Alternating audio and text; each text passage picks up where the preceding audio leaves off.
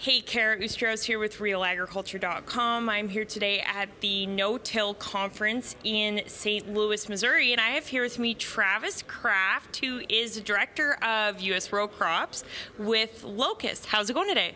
It's going fantastic. The sun's shining. Yeah, absolutely. That's always great to hear. Great to see. I know you guys can't see it here, but we're looking off into the nice Missouri. It's good.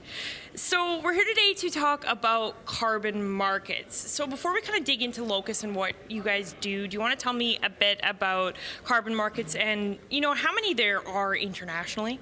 Sure. So this is a question we get often, and we only see a very small portion of what the carbon market actually represents. So technically, there's around 170 different carbon markets collectively. We play of about 7 to 8% of that total collective market opportunity. Now that includes sawmills, that includes consumer product goods, that includes agriculture, all kinds of different things, but we have a very specific opportunity because we are the least looked at, but then also the one with the largest growth opportunity. U.S.-based carbon credits are by far the most valuable, and they're the most sustainable going forward, and also we have a lot of ground that can produce as many credits as possible to then be sold into the market as a whole. So when looking at the two kind of base models that there's compliance and there's voluntary. Do you want to kind of talk about what that means?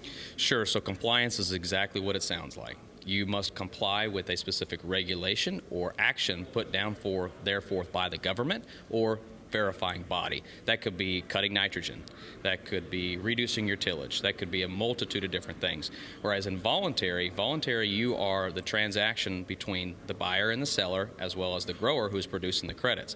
All you have to do is qualify for a program and you're going to make that money. You don't have to comply with specific regulations such as what's going on in the European Union or the Netherlands or Canada, any of those places. And frankly, in the U.S., we're going to be in the voluntary market for quite some time because the infrastructure is just not there to become a regulatory-based body anytime soon. Now, you guys at Locus talk a lot about legacy, and I mean, of course, we talk about legacy, numerous things in agriculture, but why, when it comes to the carbon markets, is legacy so important? The fact of the matter is, the statistics will tell us that a third of the population of our growers right now will be handing down this operation within the next 5 years. So what happens to that second generation, and what happens to the generation that's just trying to come back to the farm? What things can we do now to set them up going forward? And if we can provide an income stream that is consistent, not changing anything, and allowing them to make additional finances and financial opportunities going forward, that's legacy. And that's important because there's not many things that are doing that right now consistently that can be taken advantage of or even educated about to begin with. So tell me a bit about Locus. What do you guys do and how does that kind of fit into the carbon markets?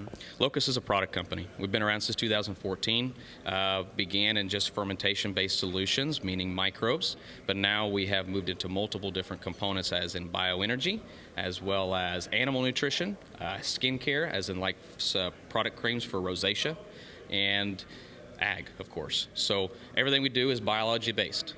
And we own all the biology. We produce all the biology from the exact strains that we found within Mother Nature. So our specific strains are very unique in the fact that we don't need a whole bunch. We need maybe 1, 2, or 3 to do specific jobs in the soil and in the plant itself. That fits into the entire operation because microbes are part of the microbiome. And if you can allow something to do the job it was meant to do, then you start to make other bugs do their jobs more effectively. So talk about some of the products you guys have. How do they, I know you touched a bit on how they work, but do you want to kind of elaborate a bit more on how that all works? Sure. So we have 2 different species. We have an endophytic-based organism which lives inside the vascular system of the plant. So think of it as a conductor. It's sending the signals out to all the bugs in the root system or in the soil to bring the nutrients in. In exchange, it kicks back what? Carbon. Exchange happens. And then we also have what's soil-borne based organisms. Now, what most biological companies haven't figured out that we have is that when you put them together and they play together, then they work together. So if it needs phosphorus, it sends out to get phosphorus. If it needs potassium, nitrogen, iron, boron, manganese, it can have that exchange immediately because it has its best player already in the soil or in the vascular system of the plant itself. So how can some of these opportunities kind of translate into dollar per acre? I mean, we're always paying attention to ROI. We want the most we can get back. How does that play?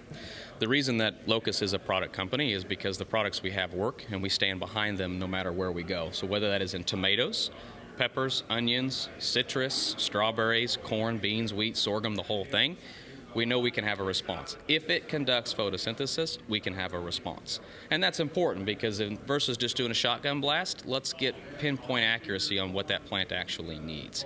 And microbes are so crucial, but we only know 2 to 3% of the actual biome and what's actually happening in the soil. So if we can affect that in a positive way and interject something that's positive, it makes a bigger difference. Absolutely. So why is this something that farmers should be considering kind of ASAP, not, 10 years from now? Why do we need to kind of jump on this carbon markets now? So the reason that the Locus side has been able to get to where we are is our products have shown to increase the amount of sequestration in your soil by a large amount, okay? And it took years to get that data, and that data now allows our products to become a practice change. We all talk about additionalities and practice changes, and that's really what hinders folks from actually getting into a carbon market or a carbon program is that next practice change. Well, with a product, jump right in, you're gonna make $12 an acre no matter what. You're gonna get free soil sampling, you're gonna get data, you're gonna get an agronomic benefit, plus you're gonna get something that's gonna give you a yield bump. So there's really no risk in the entire situation, and also, most biologicals have went from a liquid standpoint, which can cause other issues operationally, whereas we switched everything to a dry. So now it's just sprinkled in the seed box or the seed tender or the pro box, and now you're done with the entire process as that seed hits the ground. And where is this currently available? I guess where is the program available? So currently available across the entire United States. We have folks stationed in multiple locations, and we have a customer success team that travels to each of those locations to help with this entire process. Any anticipation of expanding up north? Very much, yes. North, south, east, west, multiple locations. Yeah, absolutely. Okay, sounds good. And for anyone in the U.S. that might be looking at this program, when is the cutoff date? February 18th. So head over to locusag.com. There's a Carbon Now button on the top right corner. Go through the eligibility questionnaire, which takes about 2 minutes, and then my team contacts you directly. Okay, great. Thank you very much for your time. Thank you.